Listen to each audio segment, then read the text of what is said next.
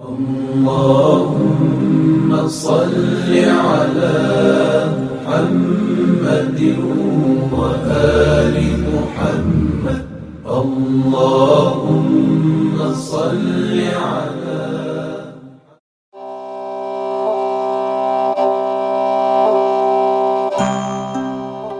Мен халқымның тағлымы мол тарихы мен ықылым заманнан арқауы үзілмеген ұлттық салт дәстүрлерін алдағы өркендеулердің берік діңі ете отырып, әрбір қадамын нық басуын, болашаққа сеніммен бет алуын қалаймын. Қазақстан Республикасының президенті Нұрсұлтан Әбішұлы Назарбаев.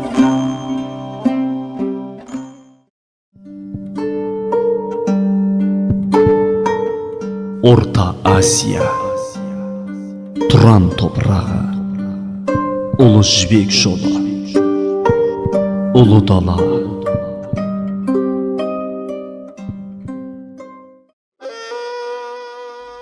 Бұл ұғымдардың қалыптасуында біздің бабаларымыз көшпелі түркілердің үлесі зор. Ондаған ғасырлар бойы адамзат баласы осы ұғымдардың аясында күн кешті. 751 жыл Талас өзенінің маңында болған Атлах шайқасы. Бұл шешуші шайқаста түркілер арабтарға қосылып Қытай қолбасшысы Као Сенченің жасағын талқандады. Қытай әскері күйрей жеңіліп, Жетісу мен Шығыс Түркістан азат етілді. Осы жеңістің нәтижесінде ислам діні мен мәдениеті Орта Азия жерінде кең тарай бастады. Қазіргі уақыттағы Қазақстан жеріне исламның таралуы бірнеше ғасырларға созылды. 10-шы ғасырдың басында мұсылмандықты Қарахан мемлекетінің негізін қалаушы Сатұқ қабылдады. Ал оның ұлы Боғрахан Харун Мұса 960 жылы исламды мемлекеттік дін деп жариялады. Бабаларымыздың адамгершілік ұстанымдары, ғұмырлық өлшемдері исламның әдеп қағидаларымен ұқсас болғандықтан, саф асыл дінді қарсылықсыз қабыл еткен. Сондықтан да ислам 15 ғасырда Жәнібек пен Керей негізін қалаған Қазақ хандығының ресми діні болды. Қозыбасыда туы тігілген Қазақ хандығының халқы исламның сүнниттік бағытының Ханафи мазхабын ұстанды.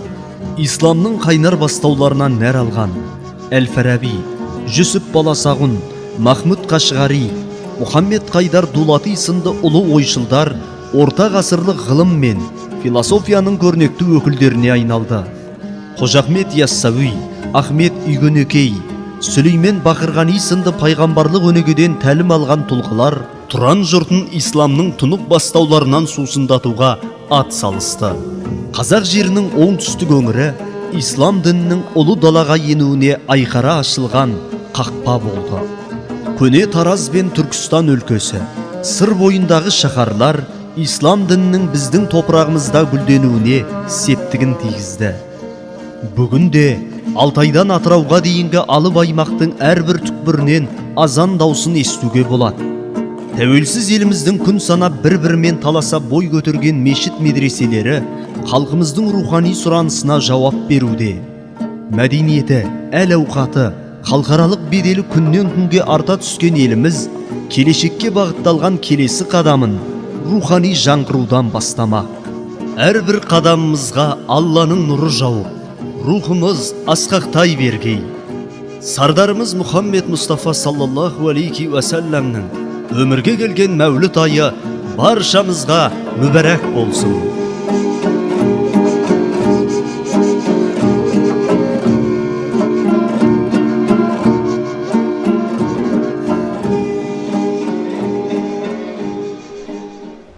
أعوذ بالله من الشيطان الرجيم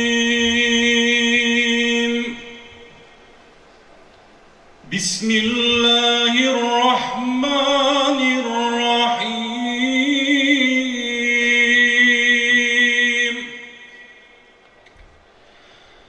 آمن الرسول بما أنزل إليه من ربه والمؤمنون كل آمن بالله وملائكته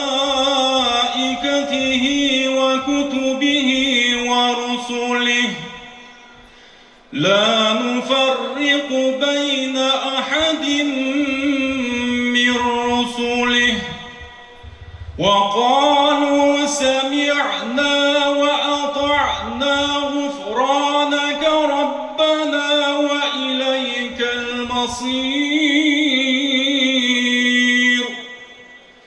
لا يكلف الله نفسا إلا وسعها لها ما كسبت وعليها ما اكتسبت ربنا لا تؤاخذنا إن نسينا أو أخطأنا ربنا ولا تحمل علينا إصرا كما حملته على الذين من قبلنا ربنا ولا تحملنا ما لا طاقة لنا به واعف عنا واغفر لنا وارحمنا أنت مولانا فانصرنا على القوم الكافرين صدق الله العظيم سبحان ربك رب العزة عما يصفون وسلام على المرسلين والحمد لله رب العالمين آمين.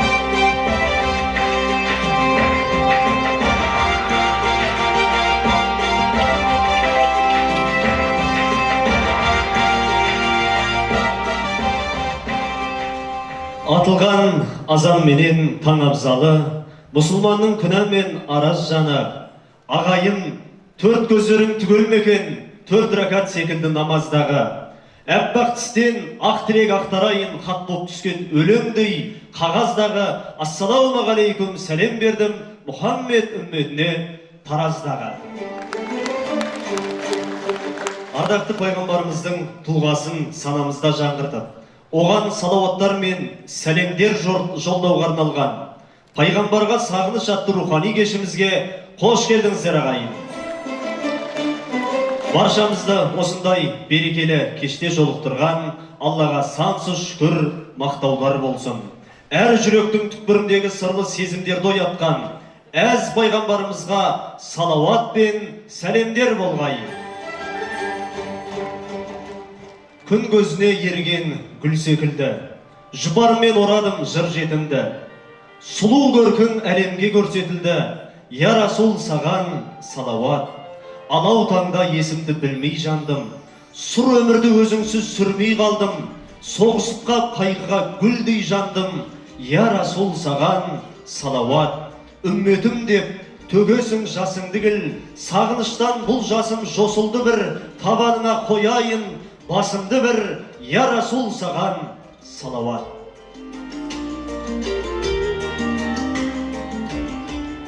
Сүйікті пайғамбарымыз Мұхаммед Мұстафа саллаллаху алейхи уассалам дүниеге келген Раббиюл әуәл айы баршаңызға құтты болсын, мүбәрәк болсын, берекелі болсын, мерекелі болсын қадірлі ағайын. Жол болмайды асусыз, той болмайды шашусыз дейді. Осындай қасиетті мерейлі мерекеден сіздерге де жұғысты болсын, пайғамбарымыздың шапағаты тие берсін деген ниетпен біздің ақ жаулықты асыл аналарымыздың арнайы алып келген шашуы бар екен. Қабылдайық ағайын. Ал қанекей шашуларыңызды шашып, бүгінгі тойдың белгісін, бүгінгі мерекенің шырайын келтіріп отырыңыздар қадірлі ақ жаулықты апалар.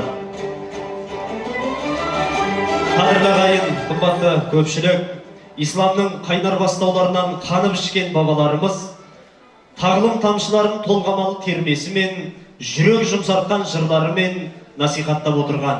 Ықылымнан бүгінге дейін адамзаттың күллі даналығын күмбірлеген домбырасымен термелеп өткен халқымыздың игі дәстүрін жалғамаққа өнер жолындағы азаматтар келіп отыр, қадірлі көпшілік. Олай болса, сахнамызға Қайыптың термесі орындайтын Ордалы оңтүстіктің мақтанышы Ғабит Шырымбек бауырымызды қарсы алыңыздар ағайын.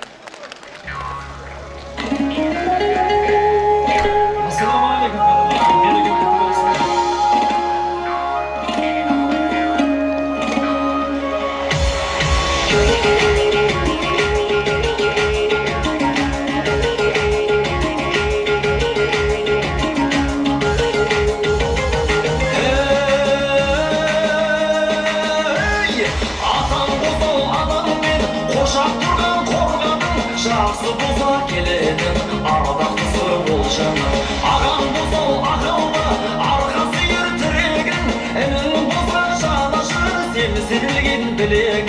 Ақылды туған ұл мен қыз, өкпе бауыр жүрегін.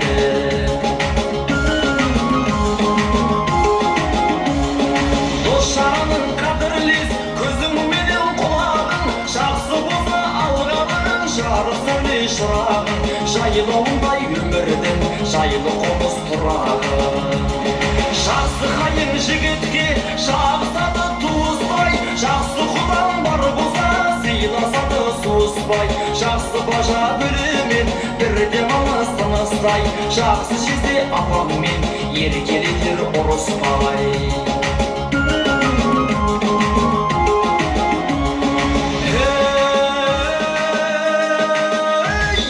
Өз баламан кемеміз, жақсы болса күйеуім, шаршағанда шалдығын нағашы бір сүйегім.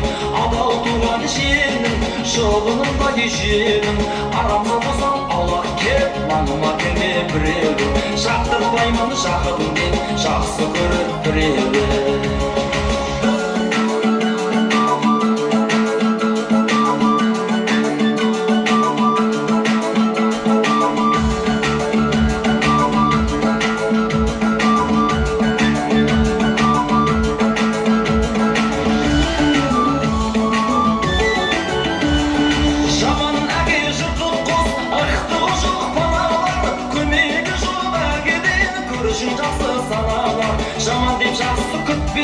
Жаманнан саған жамалар, асырап сақтан арлағар, әкеңді өт балалар.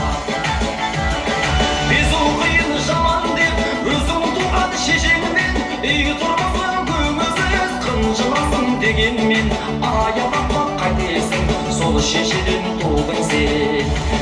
Жаман туыз бір мазыл, арқаларын құрметтің, жақсылығын іздеген, елекке құйған сумен тең. Келінім зегіп айтқаны, езіп бір құйған умен тең. Көңілсіз берген тамағы, құлмарамыз күлмеліндей. Жаман болса әйелің, көрген күнің түнметтің, ақымақ бала алдыма көрініп тұрған жынмен тең. Айтыңдашы ағайын, бұл ақылым кімнен кел? Айтыңдашы ағайын, бұл ақылым кімнен кел?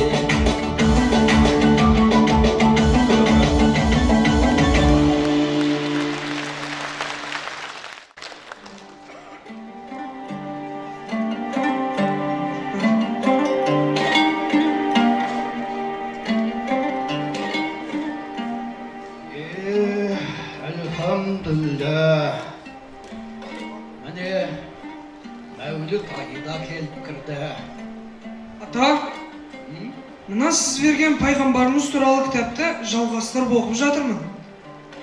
Ой айналайын шырағым, бәрекелді. Әй сен өзің біраз жеріне келіп қалыпсың ғой. Хикаяның қай жеріне келіп жеттің? Оқиғаның. Пайғамбарымыз Меккеден шығып, Мәдинаға жол тартты. Қасында достары бар, ата. Дұрыс шырағым. Қызық жеріне келіп жеткен екенсің. Ата, пайғамбарымыз Мәдинаға жетеді ме? Әрине балам, жетеді. Ата, сосын не болады? Енді қолыңда тұр ғой. оқып бітіргін жақсылап. Өзім оқимын ғой ата. Бірақ сіз осы жерін айтып беріңізші. Сіз өте керемет айтасыз.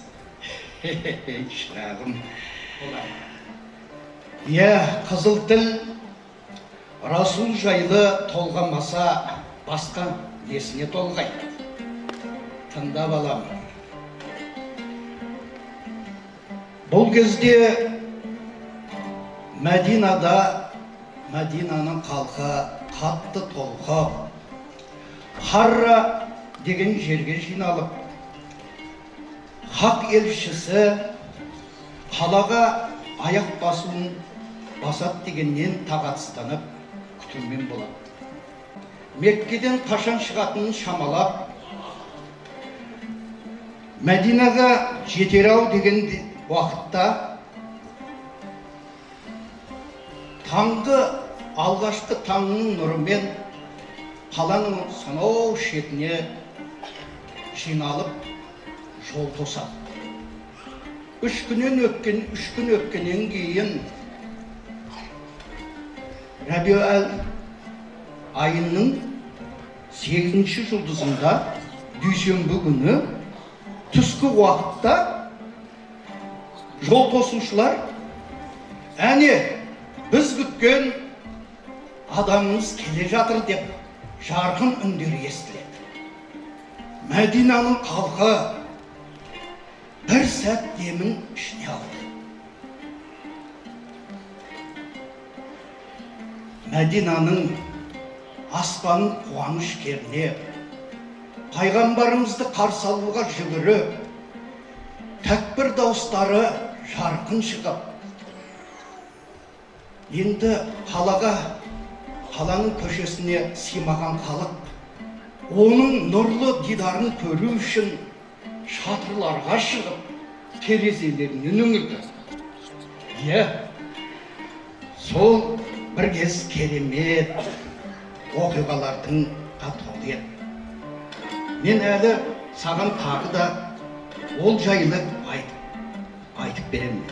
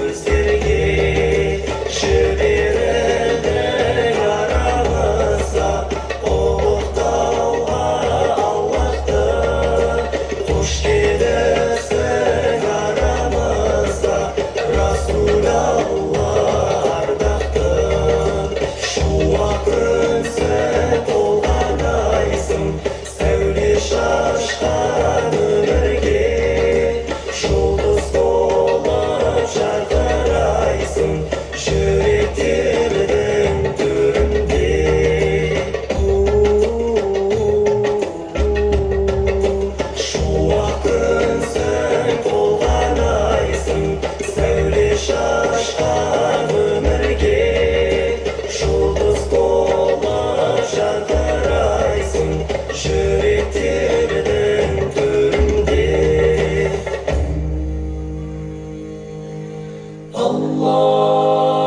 Allahumma salli ala Sayyidina Muhammadin Nabi Ummi wa ala alihi wa sahbihi wa sallim Allahumma salli ala Sayyidina Muhammadin Nabi Ummi wa ala alihi wa sahbihi wa sallim Allahumma salli ala Sayyidina Muhammadin Nabi Ummi wa ala alihi wa sahbihi wa sallim.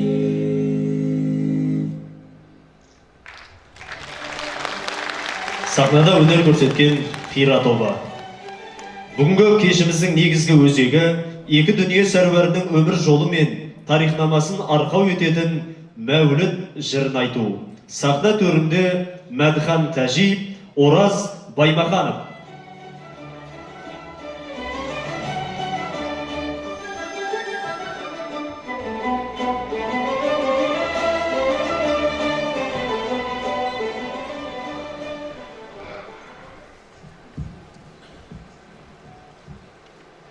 أعوذ بالله من الشيطان الرجيم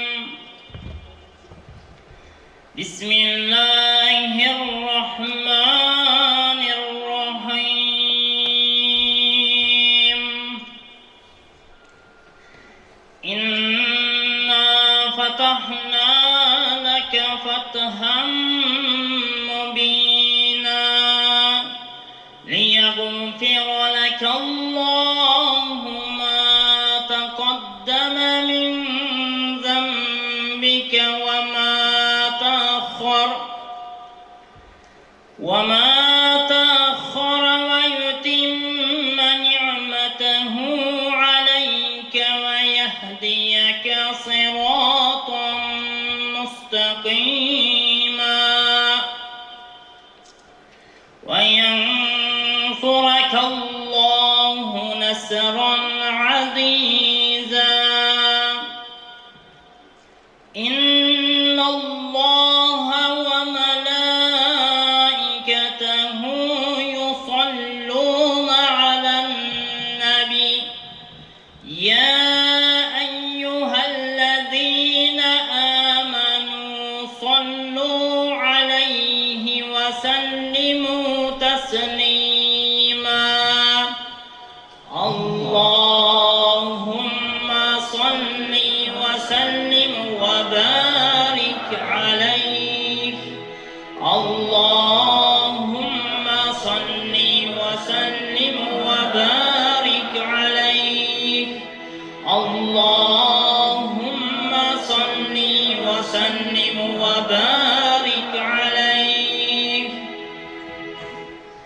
الجنة ونعيمها سعد لمن يصلي ويسلم ويبارك عليه بسم الله الرحمن الرحيم أبتدئ الإملاء باسم ذات علية مستضرا فيض البركات على ما أناله وأولاه وأسن بحمد موارده سائغة هنية ممتتيا من الشكر الجميل مطاياه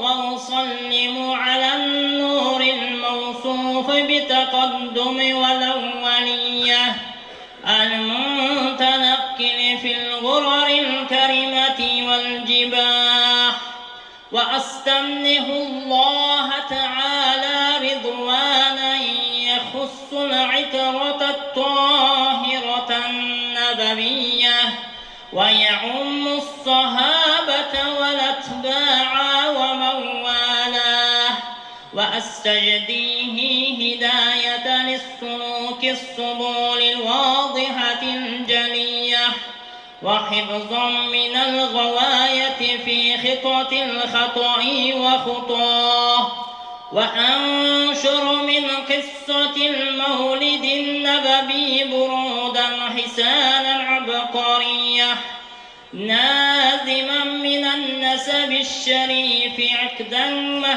محل التسام بهلاه وأستعين بحول الله تعالى وقوته القوية فإنه لا حول ولا قوة إلا بالله عطر اللهم قبره الكريم بعرف شذيم من صلاة وتسليم اللهم صل وسلم وبارك عليه اللهم صل وسلم وبارك عليه اللهم صل وسلم وبارك عليه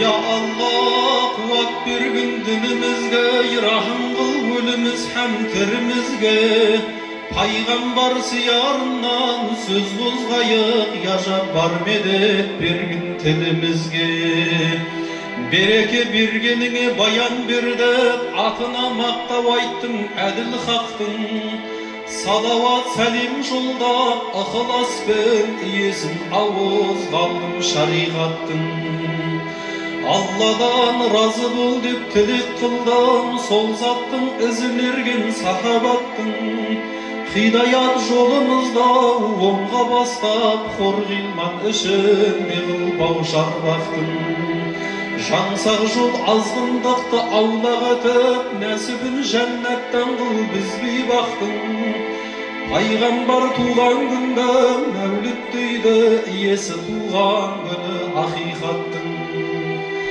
Özümüz pindilikpin kıynalmasak sonşalık katal emes şariattın Mahşarda şapağatın alı üçün mevlütün okumakbız Muhammed'tin Sünnette tuğdurdun kesip kündek maylatıp gaziz tenin jumbak sırgıp Közdürü sürmelengen kudretimen siyarlar habarlaydı munu jırga Әкеден тумай жатып жетім қалдай Алланың көрсеткені бізге сынғып Жетімнің маңдайынан сипағанға Құдайым жеткізеді бірін мыңға Бұрындар арабтарда кездеспеген Атады Мұхаммед деп атын тыңғып Мақтаулы мағынасай түсінгенге шығармақ Құдай өзі бәрін шыңғып Баланы ауыл жерде бағушы еді бұл әдет қандарына кеткен сүңгіп Біреуге бала бірге тамақ керек бармен жоқ өлшегенге заңы сұмдық Әйелдер емізетін қарамайдай жетім болса береді деп несін пұлғып Халима кедей байғос есегімен керуенге орда десіп келген жылжып Қарасаң өз баласы жетіп жатыр қу тамақ сүйреп келген басын құлғып Құндақта емізулі баласы бар асыз деп зар жылайды басын шұлғып Қосымша оған тағы бала алмақшы қарлықта болады екен мұндай шындық Қиналып үшінші күн әзір тауып алдақыры пайғамбарды ықыласында Білініп алғаннан ақ кереметі кенелді бейшаралар етпей ұрлық Омырауы екеуінен артып жатыр есегі жұрттан озып қарғып ырғып Сауған мен жалғыз сиыр құт болмаушы, қатымды өрісте жоқ шөбі қырбық. Пайғамбар мұнда келіп, кірген күннен бір ғажап желендер келіп тұрды. Балаға сақ бол десті, бір сыры бар, әйтеуір бұл келгелі болды тірлік. Құдайым несібесін тарықтырмай, балаға мәрхәмәтін салып тұрма. 4 жастау әлсін аспан қарап, болама соншалық ес сырқанырлық. Ақ киген екеу келіп, осы десіп, ішін жарып іс болдау жан шошырлық. Қорыққаннан анасына әкеттеді, балаңның кереметін көріп білді. Бабасы 116 ай жасым деді, кепілдігін өз алды қып шүкірлік. Салават сәлеміңдай Мұхаммедке, сол үшін көпті жиып мәуліт қылды. عطر اللهم قمره الكريم بعرف شديد من صلاة وتسليم. اللهم صل وسلم وبارك عليه. اللهم صل وسلم وبارك عليه. اللهم صل وسلم وبارك عليه. Үңгірден жатыр еді шығып бір күн қыздырып меңдеттау ұйқы шіркін. Алқымнан ала түсіп, буындырып, бір нәрсе сол арада бұзды шырқын. Өкпеден мықтап сығып әл бермейді, босатты аз уақыттан соң біртін. Көрсетіп бір жазудай оқы деді, таң болып әрі қорқып, бұл не бұл кім? Білмеймін деген еді қайта сығып, түсірді қара терге бермей ырқын. Босатып тағайтқанай иқра оқы, білмеймін деп қайта болды дүркін. Қайраттан қайран болмай қалды сасып, байқаса сауақ сынды іші сырқын. Тынысты әзер алып, термоншақтап, бәрібір пайдасы жоқ бұлқын-жұлқын. Қырылдап ырзаласыр халге барды, қош бол деп туған елім, қайран жұртым. Осы кез есін жиып, көзін ашып, қараса үні естілді тағы бір тың. Жазулы жасыл түсті орамалмен, құс көрді алатұғын көздің құртын. Естігені есінде жат боп қалды, ұмыт боп малменен бас дүние құлқын. Мен Жәбірейіл деп оған дауыстады, сен Расулы Алланың болдың бұл күн. Баяндап бастан аяқ Хадишаға, куәм жоқ сен едігім нелер жұртым. Дегесін Уарақаға алып келді, бір хабар әкелдік деп қиын бір тым. Кіседі білімі бар, көзден зағип, ойлайтын адасқан деп ара болдым. Бұл елдің пайғамбары бопсың деді, уашыркін меннен өттау дүние сылқым. Еліңмен айдаласам көмек керек, бозбала бағалар ма қызбен қырқын. Жатысын мұнау менің сағатым шақ, жас болсам берер медім саған ырқым. Менігім қуады деп бұл кісі таң, олайша ойламайды еді жұртым. Бұрынғы пайғамбарлар сүннет осай, еліңде дін ашалмас қиын бұлтын. Еліңнен сен де солай қуыласың, көнер деп сенбей ақ қой мынау жұртың. Деді де көп ұзамай дүние салды, айтқанын көрді Расул біртін. Тұтамда өдін исламның шамшырағы, салауат сәлеміңді айт жазба күн түн. عطر اللهم قبره الكريم بعرف شديد من صلاة وتسليم. اللهم صل وسلم وبارك عليه اللهم صل وسلم وبارك عليه اللهم صل وسلم وبارك عليه مرحبا يا مرحبا مرحبا يا مرحبا مرحبا يا مرحبا جد الحسين مرحبا يا نبي سلام عليك يا رسول سلام عليك يا حبيب سلام عليك صلوات الله عليك أشرق البدر علينا فاختفت منه البدور مثل حسنك ما رأينا قط يا وجه السرور مرحبا يا مرحبا مرحبا يا مرحبا مرحبا يا مرحبا جد الحسين مرحبا أنت شمس أنت بدر أنت نور فوق نور أنت إكسير وغالي أنت مصباح الصدور مرحبا يا مرحبا مرحبا يا مرحبا مرحبا يا مرحبا جد الحسين مرحبا يا حبيبي يا محمد يا عروس الخافقين يا مميت يا ممجد يا إمام القبلتين مرحبا يا مرحبا مرحبا يا مرحبا مرحبا يا مرحبا جد الحسين مرحبا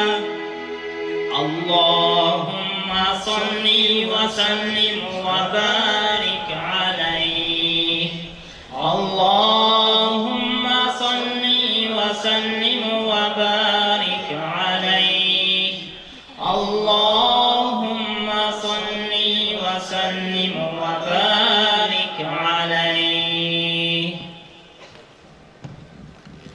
أعوذ بالله من الشيطان الرجيم بسم الله الرحمن الرحيم لقد صدق الله رسوله الرؤيا بالحق لتدخلن المسجد الحرام لتدخلن المسجد الحرام إن شاء الله آمنين محلقين رؤوسكم ومقصرين لا تخافون فعلم ما لم تعلموا فجعل من دون ذلك فتحا قريبا هو الذي أرسل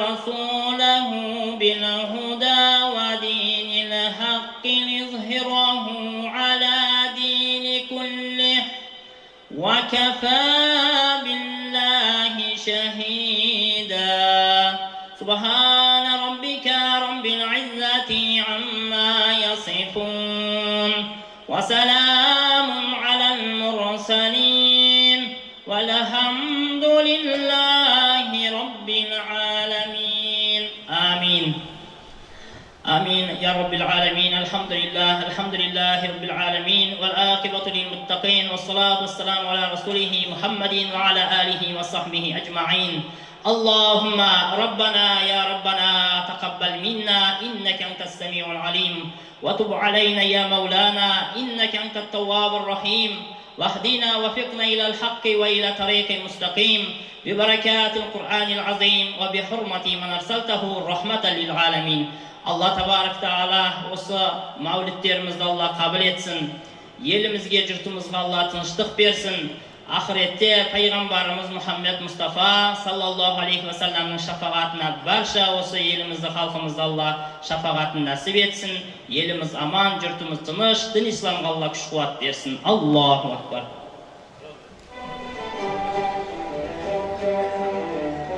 Қадірлі ағайын, қымбатты көпшілік, осы мәуліт оқыған қос бірдей ағамыздың иығына қазақтың дәстүрін жаңғыртып жүрген осында отырған ардақты ақ жаулықты аналарымыз, бір ауыз мен де бір ауыз тілегімді айтып, шапанымды жауып жіберейін деп, әуес апамыз, қажы апамыз келіп отыр екен. Қадірлі көпшілік, қош келдіңіз деп апама бір қошемет жасап қойыңыз.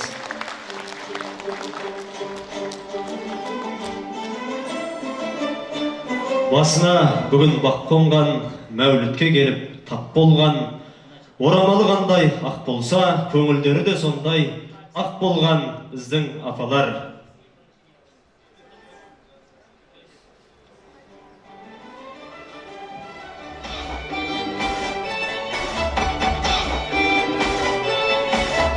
Шағалалы Шардараның тумасы Мәдхан Тәжиев деген балдарыңыз.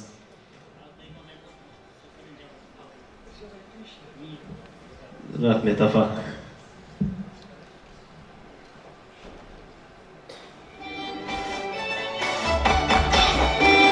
Қошемет жасап қойыңыздар бәке. Иығымен киіңіз, иығымен. Ораз Баймаханов деген осы әулиета Тараз қаласының. Рахмет апа. Allah разы болсын. Өзіңізде әппақ едіңіз, енді одан сайын нұрланып, әдемі болып шыға келдіңіз. Ораз имамға да бір қол соғып қошемет жасап қойыңыздар. Ал апа, бір әумин деп қатарлыңыз. Allah'ın mer şefaatinin мәулітке жеткен күніне Allah'a шүкір тоба қылдық. İstеп жатқан мына мәуліттерімді Allah қабыл етсін балам. Елімізге, жұртымыз, халқымызға бейбітшілік, бақытты заман келсін. Дұшпандарымыз жоқ болсын, достарымыз көп болсын. Иманды жастарымыз көп болсын. Алладан күнде тілеймін, я Алла, бола жатқан ұрпақтарымызды, ілімді, ғалымды ұрпақтар келсін. Бір өзі 1000 адамға шыққан батыр бабаларымыз болған. Сондай батыр бабалар кеп, дұшпанымызды қуып шықсын. Білім берсін, ектен бақыт берсін. Қазақстан İslam жолын ір мемлекет болуға нәсіп етсін. Тірлік, бірлік, ынтымақ алып жүріш болсын. Істерің алға басын Аллах. Әумин, керемет. Әуес апам қартаймасын, жүзінен әр таймасын, әрқашан батагөй болып, дуагөй болып жүре беріңіздер. Мінекей балам, сол бір кездегі әуен, сағыныштың оты, мүміндердің жүрегінде әлі сөнген жоқ. Олар адамзат тарихының зеңгір көгіндей жарқ ете түскен жасындай Расулдың өмірін өнегей етіп, тастандарға айналдырып жырлады осылай. Ата, Алла елшісі Мәдинаға келген соң қайда тұрған? Өзіне үй салған ба? Аллахтың елшісі сахабалармен бірге мешіт тұрғызып, сол мешіттің жанынан жалғанып салынған бір бөлме үйде тұрды. Ал оға дейін Аңсар сахабаның үйінде тұрған. Ата, ол сахаба кім? Ол сахаба басқа сахабалар сияқты пайғамбарымызды жаны қалмай асыға өткен Әбу Аюб Халид ибн Заид еді. Кейінгі жұрт оны Аюб әл-Ансари деп атаған. Мына Аллахтың елшісі Мәдинаға келіп, халықпенен аман саулығын білген соң, халық енді пайғамбарымызды түнетуге бір үйді табуға кіріседі. Сахабалар әрқайсысы қонақтысы келіп, бірақ бір мәмілеге келе алмайды. Сонда пайғамбарымыз түйенің тізгінін босатыңдар. Түйе қай жерге барып шөксе, сол жерге барып мен өзім түсемін депті. Қасиетті Касуа маң-маң басып, талай үміт еткен сахабалардың үйін артқа тастап, Әбу Айуб Халид ибн Заидтің үйінің маңына келіп шөгеді. Бұл Касуаның бұл үйді таңдауында үлкен мән жатыр. Қандай ата? Ол оның терең тарихы мен хикметті оқиғалары бар.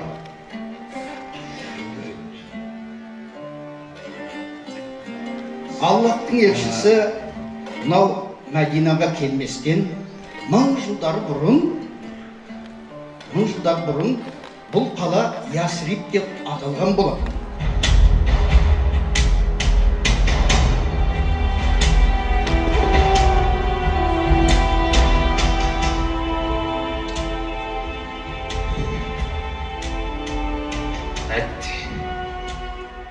Әттең мына шаһарды басып алуға дәтімнің жетпей тұрғаны.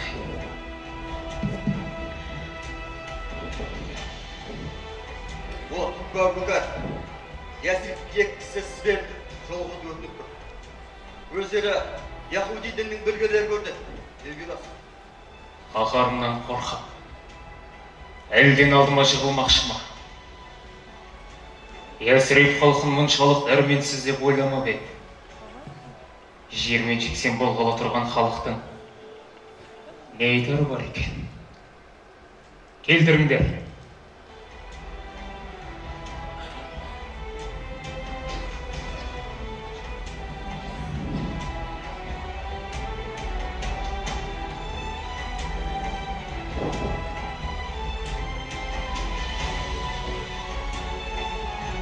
Ва Йеменнің күпасы Абу Карабасетул Хумияр.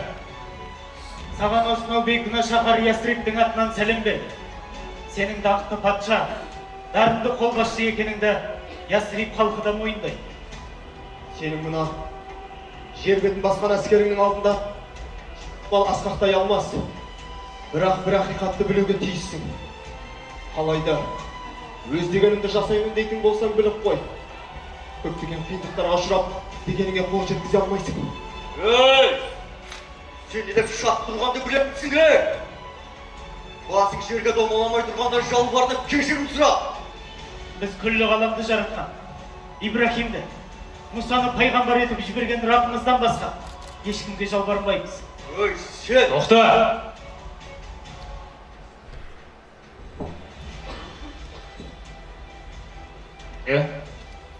Білгірлер. Тағы не демексіңдер? Ей Абу Карим, саған ақиқатты айту үшін бізге қызыл тілмен батыл жүректі нәсіп еткен Алланың атымен ант етейін. Тез райыңнан қайтып тәубе ет. Ясрибке дұшпандық ниетпен бірде-бір әскеріңді қадам басқызып кіргізе көрме. Өйткені бұл шаһар ақыр заманда Құрайш арасында Меккеден шығатын Нәбидің хижрет жасайтын жері болмақ.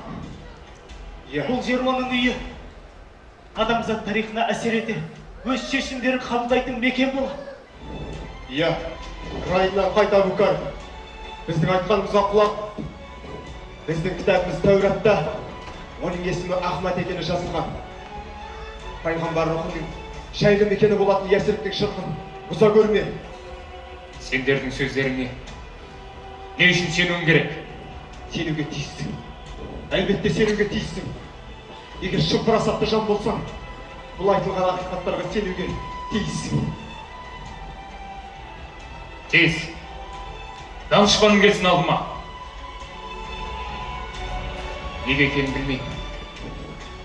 Бірақ сендердің сөздерің мені бір көтен ойға жетелеп барады. Бұрын соңды ондай сезімді басынан кешірмеген деймін. Әйтсе де, айтқандарыңның рас өтірігін анықтап көрерміз.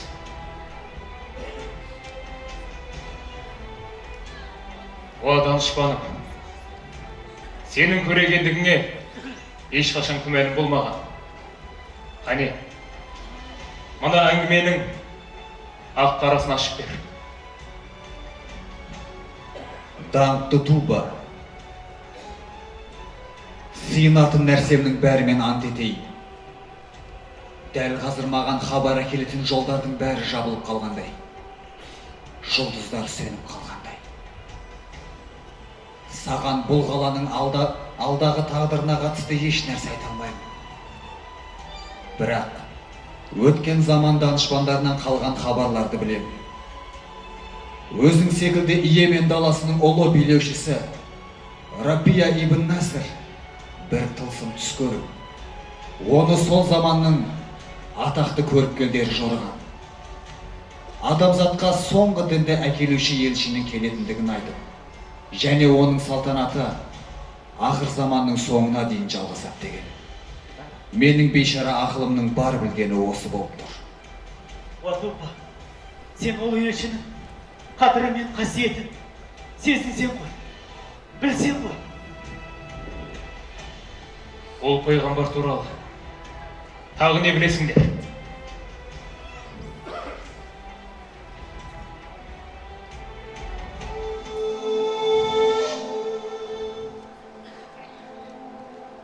Ол пайғамбар орта бойда, шашы қою қара, шашынан гүлдің иісі шығады. Тіпті терлесе, терінен де хош иіс шығады. Мына дүниедегі хош иістердің бірде-бірі оған тең келмейді. Ол пайғамбардың нұры соншалықты күшті болады. Тіпті күннің сәулесі жерге түссе де, Ахматтың көлеңкесі жерге түспейді. Оның мейірімі күллі адамзаттың, күллі жаратылыстың соңғы үміті болмақ.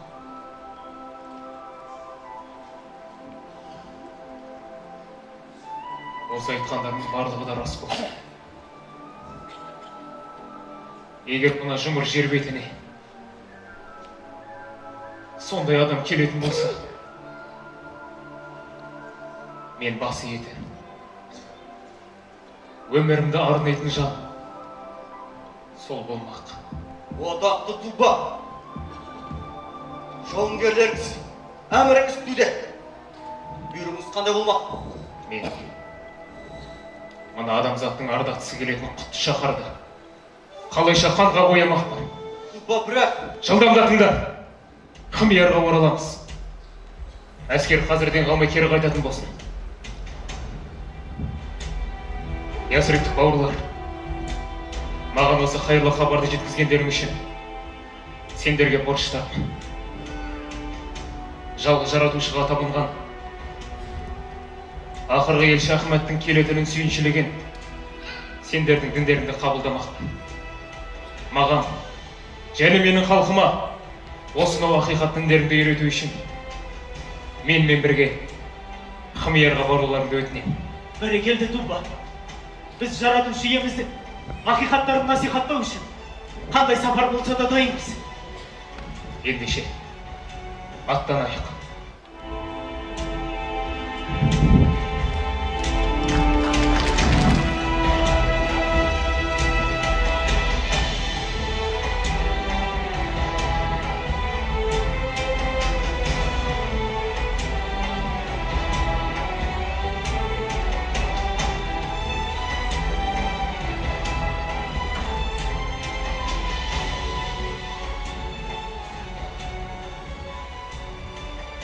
Құдайдың құдіретінде шек жоқты.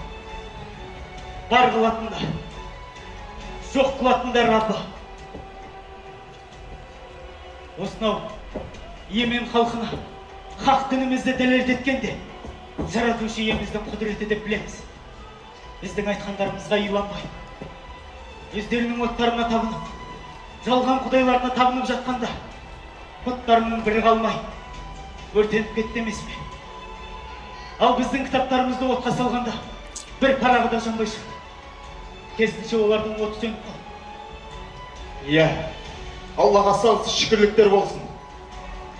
Құдіретті Раббымыздың қалауымен Тубба Әбукәрім бүгінде мүлдем басқа адамға айналғандай.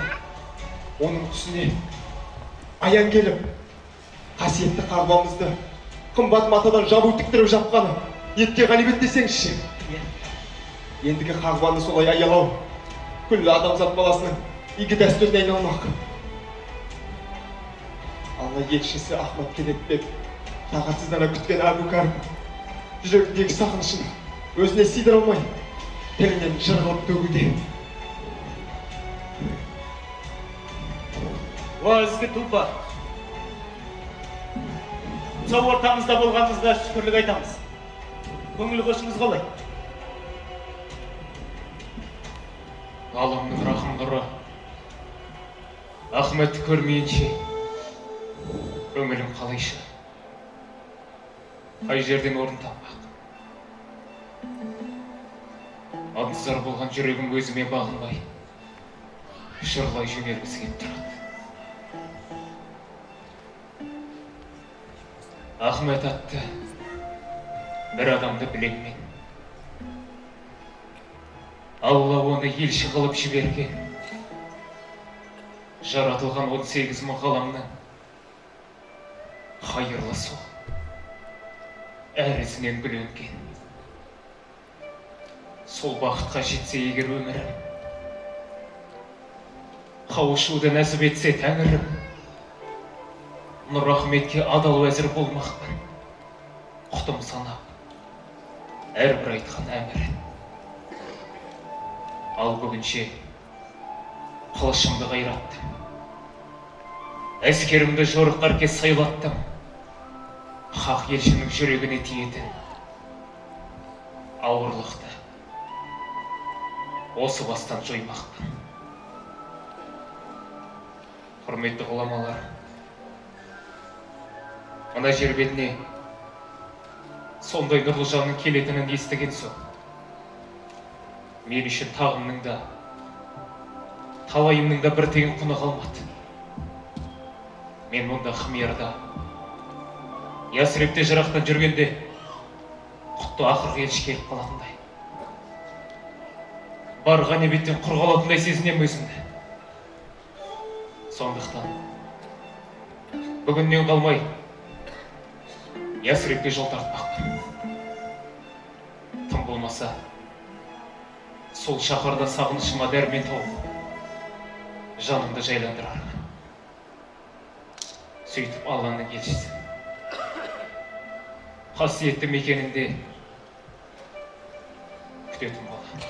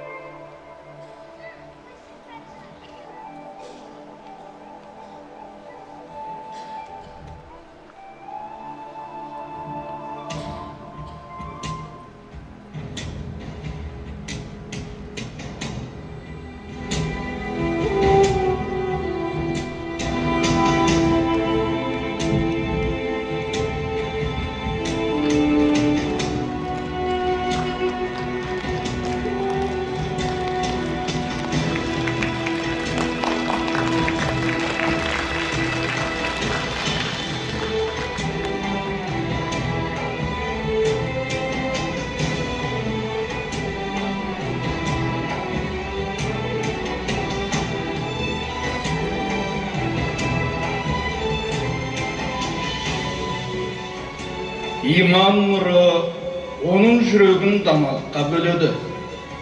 Бірнеше жыл бұрын қарулы әскермен тасталқан ету үшін келген Мәдинаға енді міне тәжі мен билігін Йеменде тастап, болашақта келетін нәби үшін арнайы үй салу ниетімен жалғыз келді. Ол Мәдинада қатардағы қарапайым адамдардың біріне айналды. Келе салысымен жер сатып алып, 2 қабатты үй тұрғызды. Сол үйде сүйікті елшісін асыға күтумен болды. Кез келген адам армандап, түсінде де көре алмайтын патшалықты тәрк еткен ғажайып жанның тіршілігі расында да кісі таңғаларлық еді.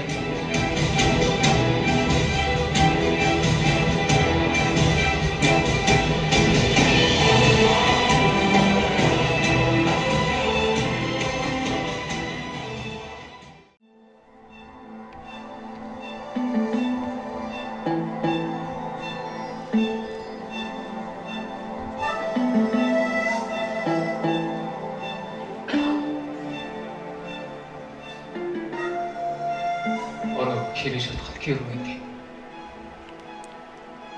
өзің жетіп тұрма.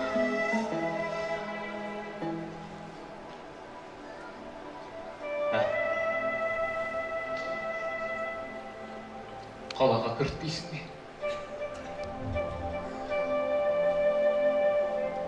Ендеше сол керуеншілердің арасында орта бойлы ерекше нұр жүзді шашы қою қара адам бар екен. Соңына дейін қарашы, мұқият қарашы. Оның жерге көлеңкесі түспеу керек. Көлеңке жерге түспеу керек. Ондай адам болмайды. Ондай адам бар. О келеді. О келеді. Келеді деймін саған. О келеді.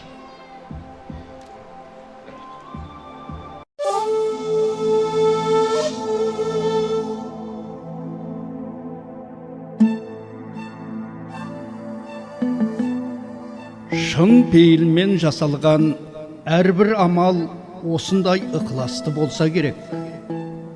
Дегенмен Әбу Кәріптің зарыға күткен күндері ұзаған үстіне ұзай берді. Соңғы нәбидің келетіні айқын, алайда әлі талай уақыт бар еді.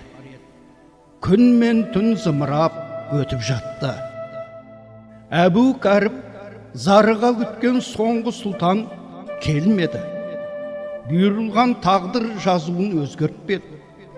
Ақыры өлшеулі ғұмыр таусылып, Туббаның дүниеден өтер уақыты таяды. Тағдырдың бұйрығын қош қабыл еткен ол, сүйікті пайғамбарына өзінің ыстық ықыласын жеткізетін хат жазып қалдыруға бекінді.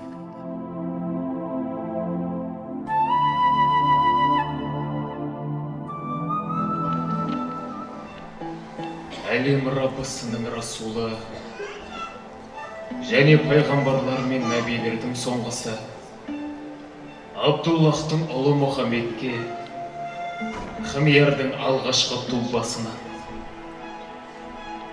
Уа Мұхаммед,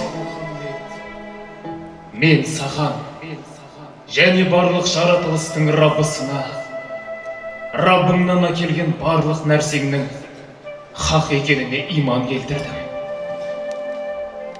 Мұның себебі осы хат арқылы саған жетіп, ертең ақырет күнінде маған шапағат жасау және мені ұмытпауың үшін. Мынаны біл,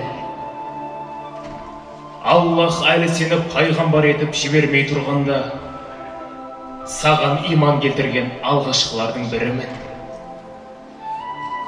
Мен сенің және Ибрахимнің дінін қолдаймын. Мен сені күтетін болам. Мен сені сағынам.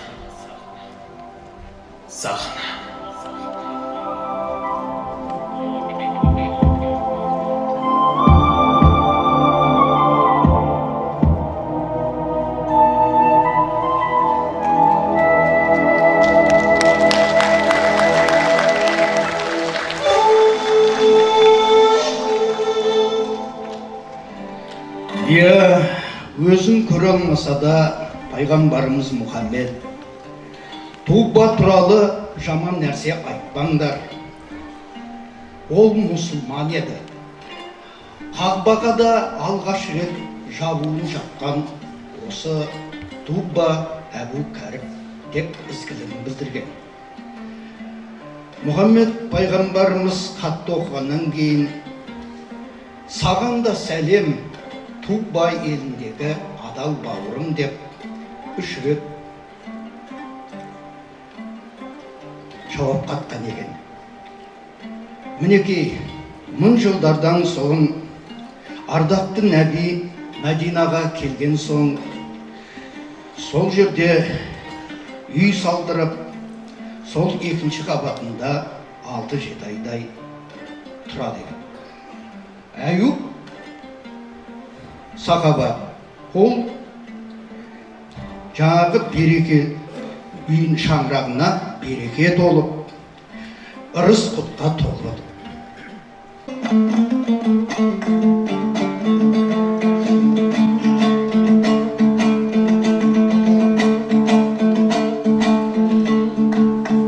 Жақсыда болсаң, қадірің оншай, ол пайдал туған жұрақтай. Азғана сабыр, алдадан әмір, жеткізір арман мұратқа. Кешегін жалған, келер күн барман, барлық айғанар жырақтай. Шүкірлік барғай, жоққа да тәубе, бар болса жақсай бірақтай.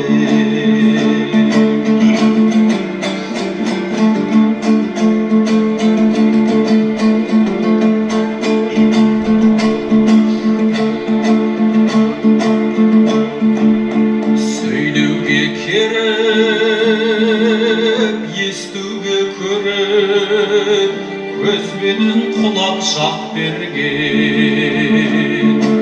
Ұстауға жүріп, қадірін біліп, аяқпен қолдай нақ берген. Осының бәрін білсін деп мәнін, мименен уақыт бас берген. Ар жағын дойлан, тереңнен толған, адамға қандай бақ берген. Ар жағын дойлан, тереңнен толған, адамға қандай бақ берген.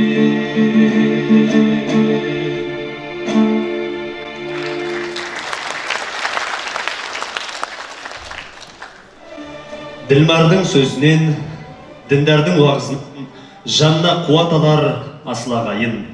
Жиылған жамағатқа ілім шырағының шуағын себуге арнайы Тараз қалалық Кеңесхан Қажы мешітінің бас имамы Қанат Жұмағұлов ағамызды ортаға шақырып, әдемі насихат тыңдайық. Қош келдіңіз.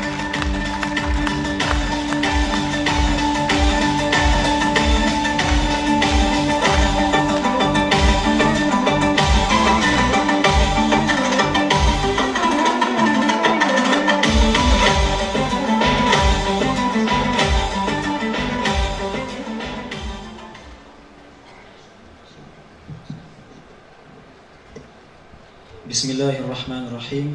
Алхамдулилlah, вассалату вассаламу аля расулилlah. Ассаламу алейкум, құрметті жиылған қауым.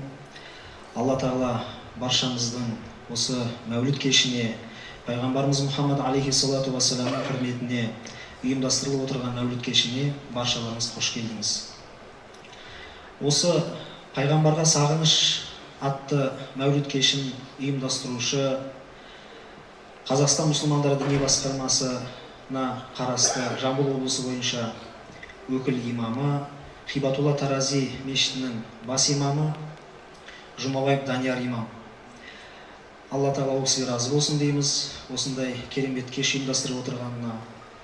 Енді Астанада қазір муфти хазіретіміздің және Қазақстан бойынша өкіл имамдардың қатысуымен үлкен жиналыс өтіп жатыр. Ол кісі осы мәуліт кешіне қатыса алмай отыр. Сол кісінің ыстық лебізін жеткізуге рұқсат етіңіздер. Мәуліт құтты болсын ағайын. Осы мәуліт кешінде әртүрлі жанрдағы рухани ескерткіштер болсын, барлық қазір сіздер тамашалап отырған керемет көріністердің баршасын ұйымдастырып отырған Асыл Мұра театры оңтүстік Қазақстан облысынан келіп отыр екен. Алла осы ұжымға разы болсын дейміз. Қандай керемет нәрселерді дайындап, Жамбыл өңіріне алып келіп отыр. Алла разы болсын дейміз бұл бауырларымызға.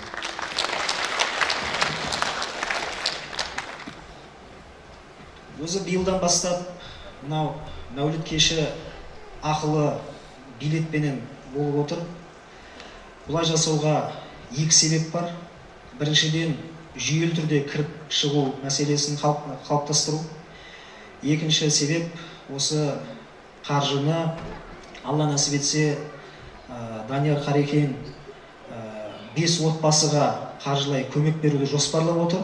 Алла нәсіп етсе, ол кісі әлгі жиналыстан келгеннен кейін Хибатулла Тарази мешітінде 5 отбасыға қомақты қаржылай көмек ұйымдастырылатын болады.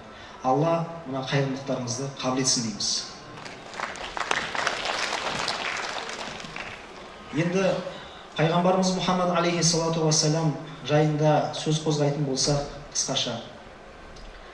Жалпы біздер не үшін мәуліт кешін ұйымдастырып отырмыз? Себебі Алла субханала ва тағала Құран кәрімде айтады екен: "Астағиду билла, ва амма би ниъмати раббика фахаддис." Алла тағаланың саған берген нығметін айтып жарияла деген екен.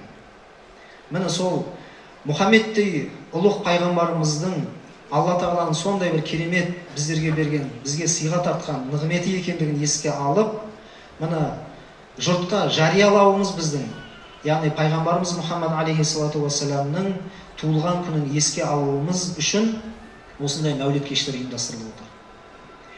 Мешітте уағыз насихаттар айтылады, біраз жерлерде айтылып та жүр. Бірақ енді дүйім жұрттың, халықтың сондай еске алатын кереметтей мүмкіндігі осы мәуліт кештер болып табылады, құрметті ағайын. Алла тағала Құранның тағы бір аятында айтады.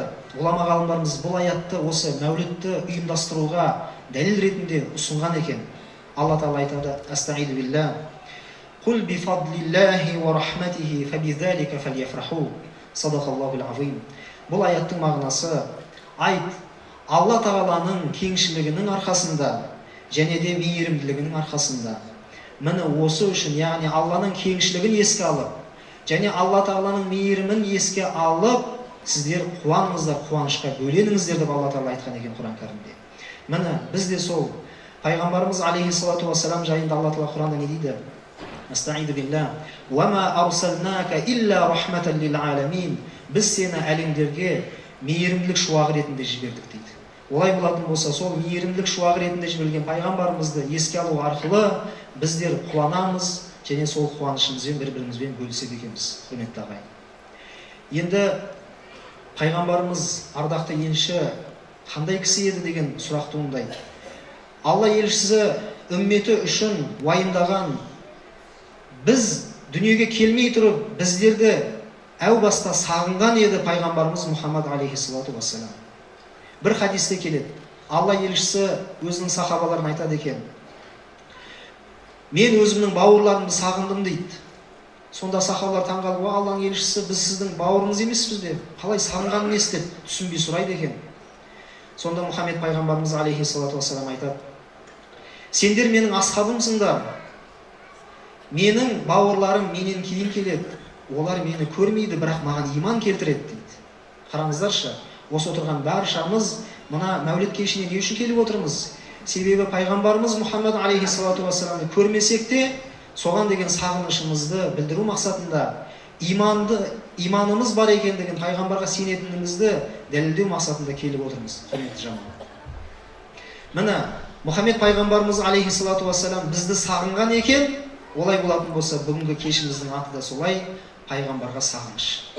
Алла тағала бүгінгі кешімізді мүбәрәк қылсын.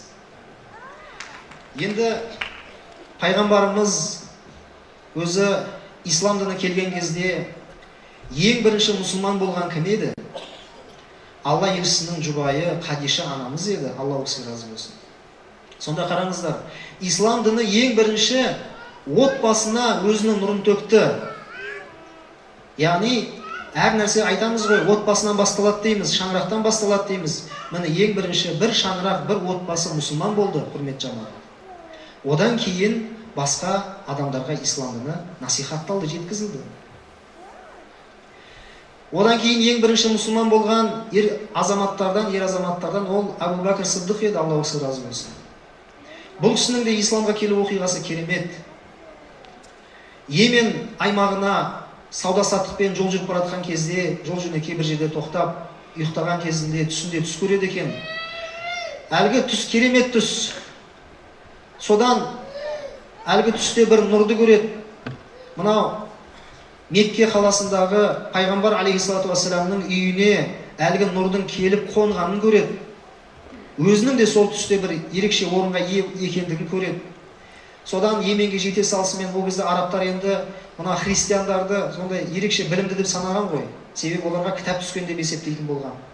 Содан барып, сол жақтағы бір діндар кісіге жолығады екен, өзінің түсін жортады екен. Сонда айтады екен: сендердің мына тұрып атқан қалаларында ең соңғы пайғамбар келді.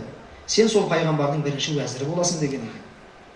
Содан Мұхаммед пайғамбарымыз алейхиссалату вассалам өзі Меккеде, Абу Бәкір Сиддиқ әлгі жерде сауда саттықтың бәрін тастап, әлгі түс оны уайымдатып, тыныштық таппай бірден Меккеге оралады екен. Келіп Мұхаммед пайғамбарымыз алейхиссалату вассаламның өзі, ол кісіге өзі дос болған кісі еді. Содан қарап тұрып, қызметінде болып, жанында жүрген кезінде Алла елшісі сұрайды ғой: "Ей Абу Бәкір, сен қашан мұсылман боласың?" деп. Сонда Абу Бәкір Сиддиқ айтқан екен: "О Алланың елшісі, яғни сіз пайғамбармын деп отырсыз. Сіздің пайғамбар екендігіңізге мен қалай иланайын, қалай нанайын? Бір керемет көрсете аласыз ба?" дегенді айтқан кезде пайғамбарымыз алейхиссалату вассалам айтады: "Сенің Йеменге жол жүріп баратқан кезде көрген түсің және барып ар жақта жорытқаның осының бәрі саған дәлел емес пе?" деген екен. Алла тағала білдірген екен да. Міне осылайша Абу Бәкір Сиддиқ ислам дінін қабылдайды. Пайғамбарымыздың қандай сипаттары бар еді? Әрине Алла елшісі ең бірінші сипаты шүкіршілік келтіруші. Құлшылық ғибадатты өте көп орындайтын еді. Аяғы іскенше орындайтын еді құлшылық ғибадатты. Сонда Айша анамыз сұрайды ғой: "Уа Алланың елшісі, неге осынша өзіңізді қинайсыз?" деген кезде: "Я Айша, афала акуну абдан шакура." Ей Айша, мен сонда Аллаға шүкір етуші құл болмайын ба деді. Міне сол үшін де құрметті жамағат, құрметті халайық, біздер мұсылмандар немен ерекшеленеміз? Иманымызбен қатар біздің мұсылманшылық амалдарымызбен ерекшеленеді екенбіз. Демек, 5 уақыт намазымыз, оразамыз, зекетіміз, қажылығымыз баршасы біздің мұсылмандығымызды нығайта түсетін керемет Алла тағаланың біздерге бұйырған бұйрықтар екен. Соған жазсын баршамызға. Мынау сәждеге жығылып, Алла тағаладан шынайы сұрай білу, дұға тілей білу, Аллаға жалбарына білу, дұға жасап, құлшылық ғибадатты жүргізе білу, бұл ерекше бақыт екендігін біз ұмытпауымыз керек, құрметті жамағат. Пайғамбарымыз Мұхаммад алейхиссалату вассалам өте мейірімді жан еді. Алла тағала Құран кәрімде айтады: "Астаиду билlah, фабима рахматин мин Аллахи линта лахум, валау кунта фаззан гализал қалби ланфадду мин хавлик." Садақаллахул азим. Құранның бұл аятының мағынасы: сен Алла тағаланың мейірімінің арқасында сен мұсылмандарға жұмсақ бола білдің. Егер қатал, дөрекі болғаныңда, олар сенің айналаңнан тарап кетер еді дейді. Пайғамбарымыздың айналасында ұжымдасты, жиналды мұсылмандар. Қазіргі таңда әлемде қанша мұсылман бар? 1,5 миллиард, 2 миллиардқа жуық мұсылман бар екен әлемде. Аллаға шүкір дейік. Міне сол мұсылмандардың ішінде біз де орын аламыз. Тараз шаһары, Жамбыл өңірі, жалпы ислам тарихында біздің қазақ елінің тарихында ең бірінші ислам дінін қабылдаған жер болып табыламыз біз. Міне сондай киелі әулие ата жерінде тұрып жатып, міне мұсылманшылығымызды дәлелдеу мақсатында бүгінгі мәуліт кеші ұйымдастырылып отыр екен. Алла қабыл етсін дейміз. Мұхаммед пайғамбарымыз ең соңғы пайғамбар, Хатамул Анбияи уәл Мурсалин, пайғамбарлар мен елшілердің мөрі деп сипатталады Алла Тағала сипаттайды Құран кәрімде. Енді өкінішке орай, сонау пайғамбарымыздың замандық және қазіргі таңның өзінде де жалған пайғамбарлар шығып жатыр. Мына Түркістан шаһарында бір жалған пайғамбар шығып, өзінше мен пайғамбармын деп әртүрлі сөздерді айтып жүр. Біздерден кейін оқыған медреседе бір бауырларымыз, қазіргі таңда бір имам болып қызмет жасап жүрген кісілер, солар бір оқиғаны айтып береді. Түркістанда оқып жүрміз дейді.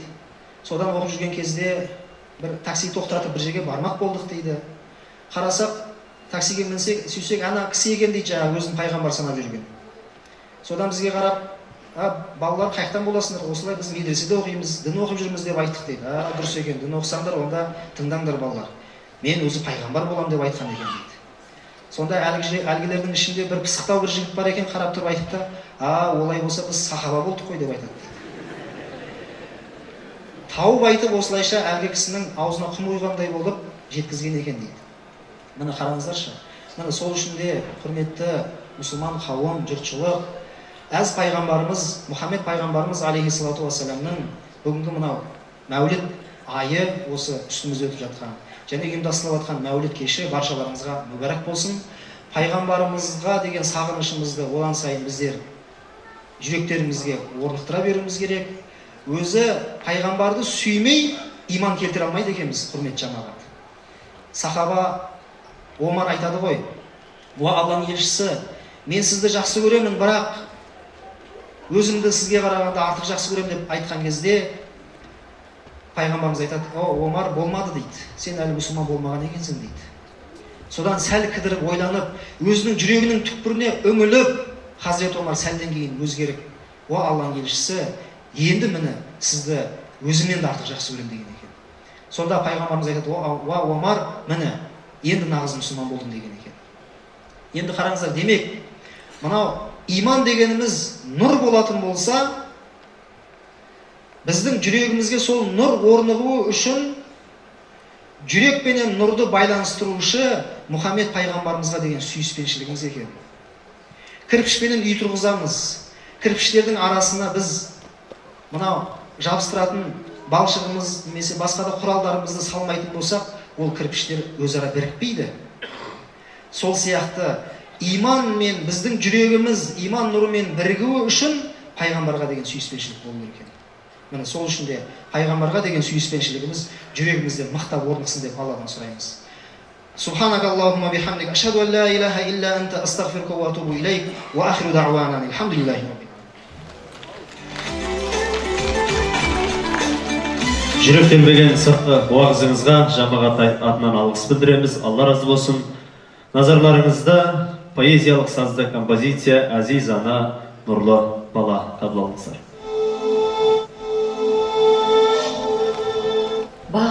Бағзы заманның бір күні, Сахараның жазығы күн күле. Үш жолаушы келер, үшеуі де мейірімнің ең нәзік үлгілері. Мәдинадан қайтар жол, шөлді дала. Әбу аға таяуман, сол бір ара. Жолаушылап келеді Әмина мен Үммайман, және де мөрлі бала.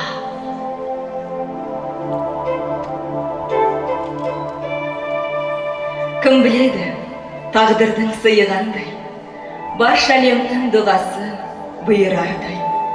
Құмадырлар тербеледі сағындана, үш жолшының халіне ұйығандай. Жаратқанның жиқанға кәдесі бұл, айтуға аузым лайық бар пәгесінің. Мәдинадан келеді нұрлы сәби, зиярат қып қабірін әкесінің.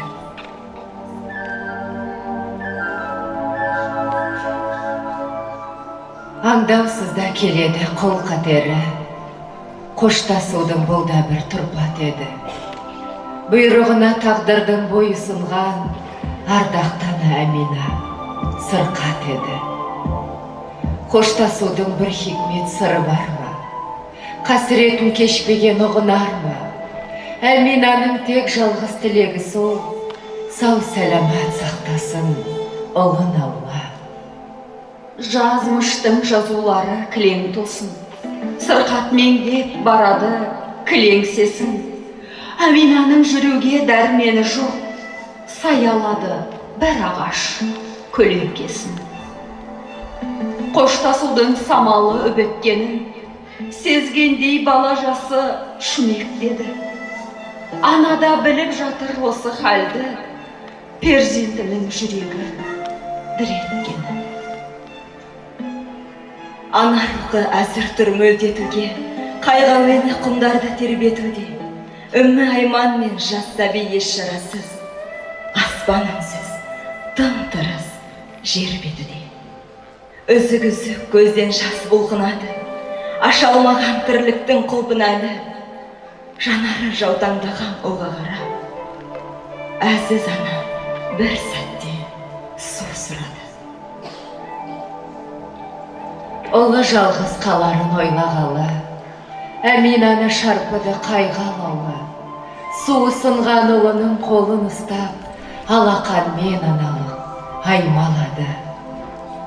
Пәк сәбидің амалы қалмағасын, ботадайын боздады аруанасын, басын жерден көтеріп аялаумен, кішкентай құшағына алданасын.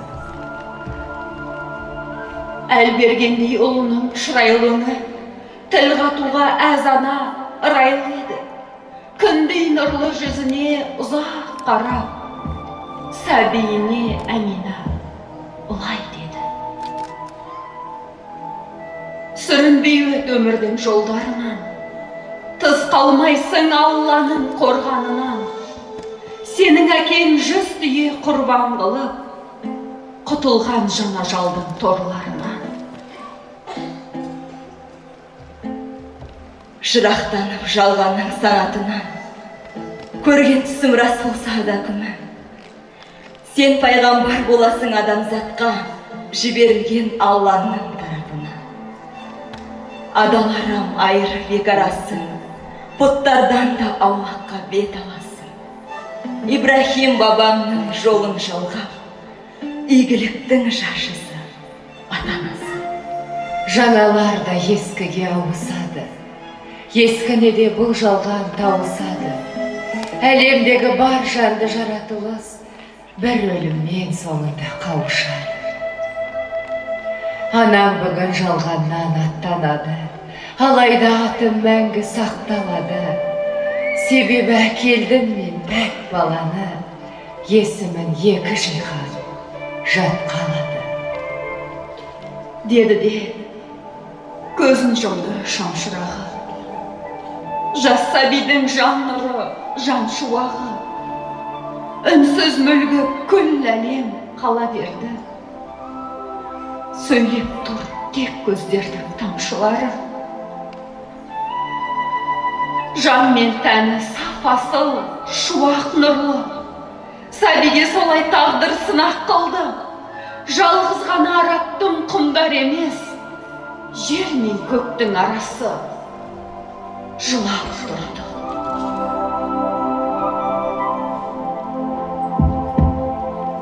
Сардарлыққа сәбидің сай болғанын, қалағандай тағдырда қайрылғанын, жер жаһанға қалдырып барадана, адамзаттың ақырғы пайғамбары. Бірі сәби, бір ана салуалы, белгілі ғой бір-бірін сағынары. Айманға қалдырып барадана, үмметінің сардарын, сәруарын. Хақ бұйрығын тағдырдың нәсіп білді. Жер құшағын әзана бесік қылды. Сақ бұлақтан сүт емген пәк сәбиді пайғамбарлық дәуірі тосып тұрды. Уа сүйіктім Алланың қалауымен, Жан жарамас сен ескап табамыңмен, күллі әлем жылынып жатар әле, саған деген сағыныш алауымен. Жүрсек те дүниенің әлегімен, үміткерміз саруарым сәлеміңнен, күллі әлем тербеліп тұр әнекей, саған деген сағыныш әуенімен. Бір даңғыл бар апарар пейіш баққа, сол жылдан бізді Раббым алыстатпа, күл үмітке жаза көр нәбиімен, кәусар бұлақ қасында қауыштыққа.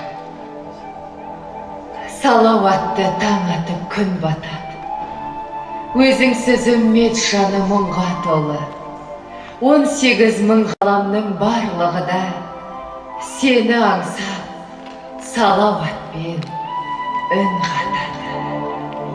Allahümme salli ala Muhammedin ve ali Muhammed. Allahümme salli ala Muhammedin ve ali Muhammed. Allahümme salli ala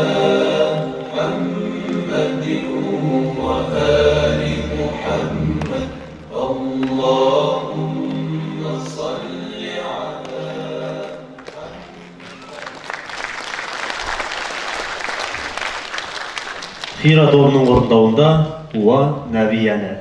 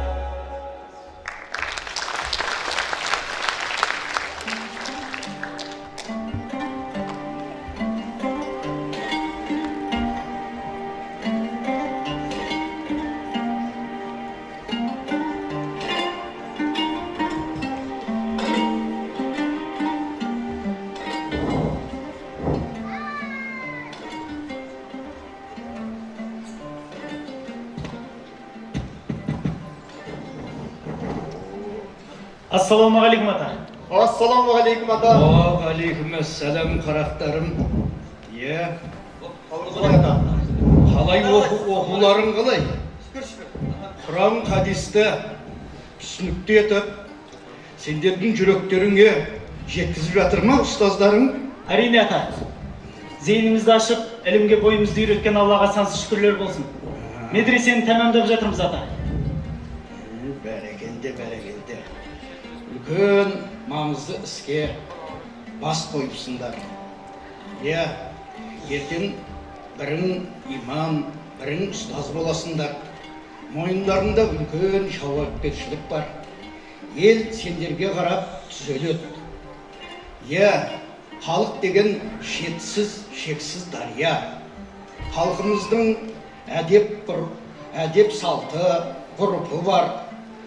мынау дінімізді насихаттағанда әдет ғұрпымызды шариғатпен сабақтастырып және тамырын тереңге жеткізе білсеңдер, айта білсеңдер, нұр үстінен нұр болады.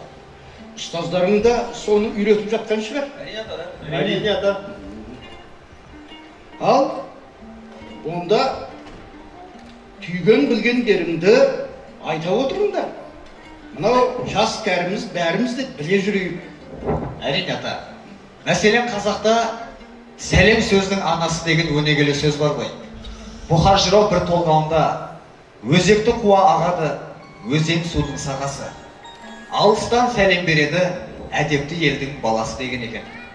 Қазақ нағыз мұсылманша амандасады. Жасы кіші үлкенге, жалғыз адам көпшілікке бірінші болып сәлем береді.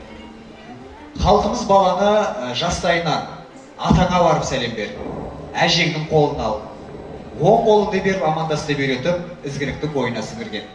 Бір риуаятта Алла елшісі саллаллаху алейхи уассалам қандай да екі мұсылман жолығып, қолын беріп амандаса, күнәлары мен қателіктері кешіріледі деген екен. Сөзді жалғап кетейін. Қазақ халқында сақталған әдептік дәрістенен, мысалы, нағыз мұсылманның көрінісін көреміз. Мысалы айтып өтсек, дастарханда отыру әдебі. Дастарханда отырғанда тамақ қойылған табаққа жақын отырып, оң қолымызбен бисмилля деп алып, жеу біздің ата салтымызда келіп жатқан дәстүрге ата. Бұл хадис Ибн Омар радиаллаху анхудан келген екен. Пайғамбарымыз саллаллаху алейхи уассалам кімде-кім тамақ жесе, оң қолмен жесін. Ішсе де оң қолмен ішсін дейді екен. Шындығында шайтан сол қолмен ішіп, сол қолмен ішіп. Және де халқымыз жаңа түскен келінді босағадан оң аяғымен ататқызған. Алғаш қадам басқан балаға және де жаңадан келген кісіге қадамың оң болсын деп тілек айтады. Халқымызда оң жақ жағымды, сол жақ теріс, жағымсыз болып ұғынылады. Бұл ұғымның мұсылманшылыққа тікелей қатысы бар.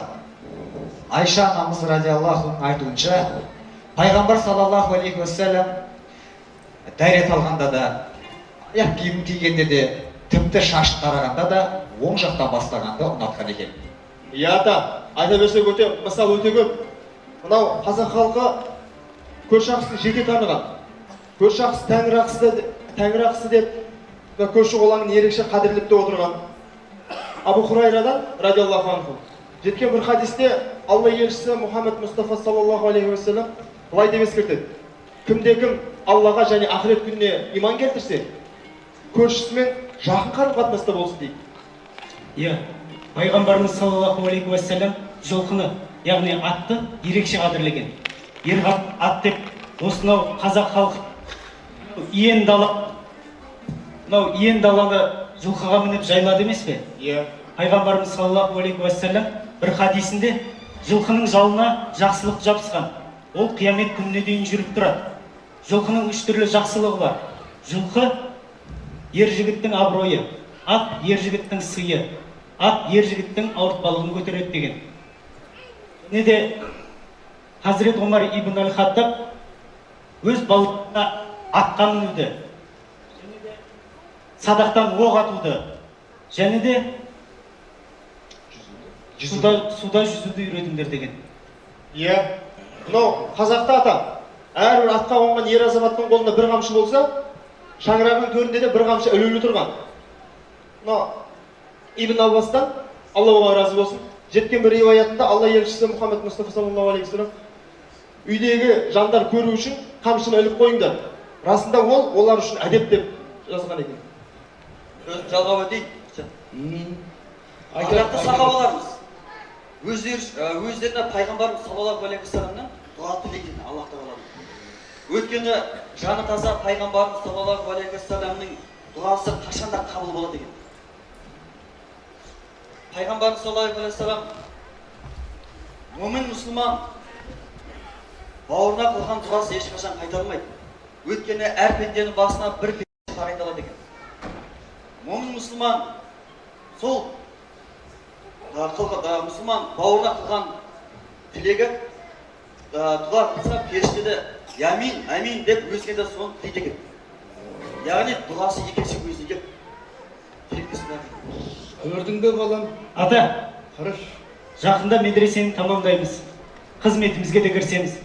Бізге де бір Алладан жақсы тілек тілеп, батаңызды беріңіз. Әрине. Мынау ата жолын жалғауды бізге де бұйырған екен. Я Иллахим, амин. Мынау ілім жолында жүрген сендерге, ел қызметінде жүрген азаматтарымызға, бүгінгі мынау қайырлы бас қосуда өзің деп қол жайып отырған бауырларымызға дұғалардың ниетін қабыл етсін. Мынау әрбір шаңыраққа адалдан дәулет, бақ пен сәулет, ынтымақ ырыс береке берсін. Аумин. Аумин.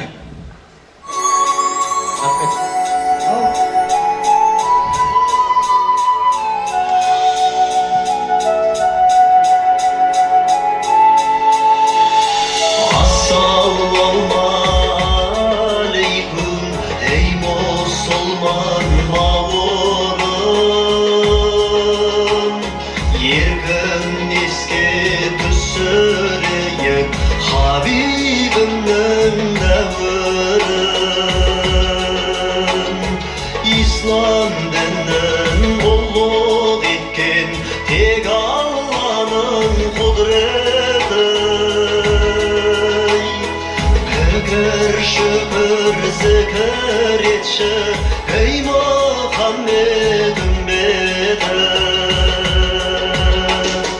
Allah, Allah, Allahu Ekber, Allah, Allah, Allahu Ekber, Allah, Allah, Allahu Ekber, Allah, Allah, Allahu Ekber.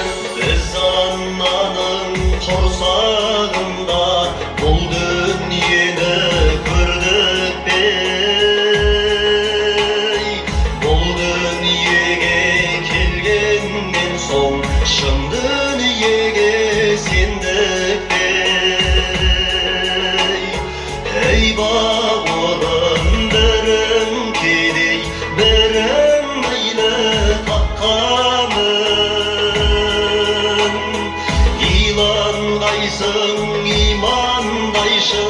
baylık bolgay tapkanım. Allah, Allah, Allahu Ekber, Allah, Allah, Allahu Ekber, Allah, Allah, Allahu Ekber, Allah, Allah, Allahu Ekber.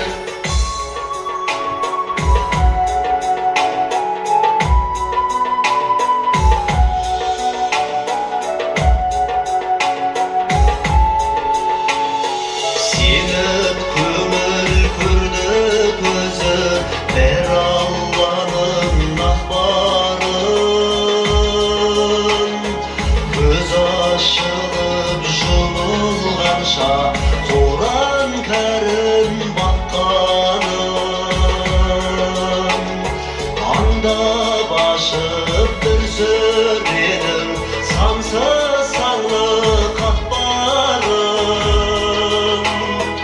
Ağayat bin şayudamın, şirreginin daktarım.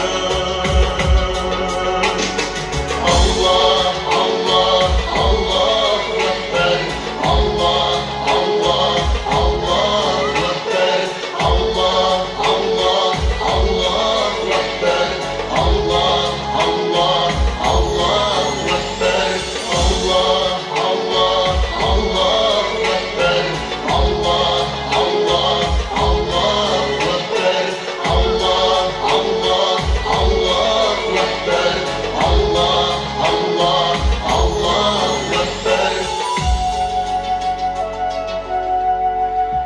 Жыл өтсін, айлар өтсін, ғасыр өтсін, қазақтың мейман асы тасып өтсін. Расулдың үмметі болғаннан соң барлығын пайғамбарға ғашық етсін, сәрварға сәлем беріп келгендерге қос дүниенің бақытын нәсіп етсін.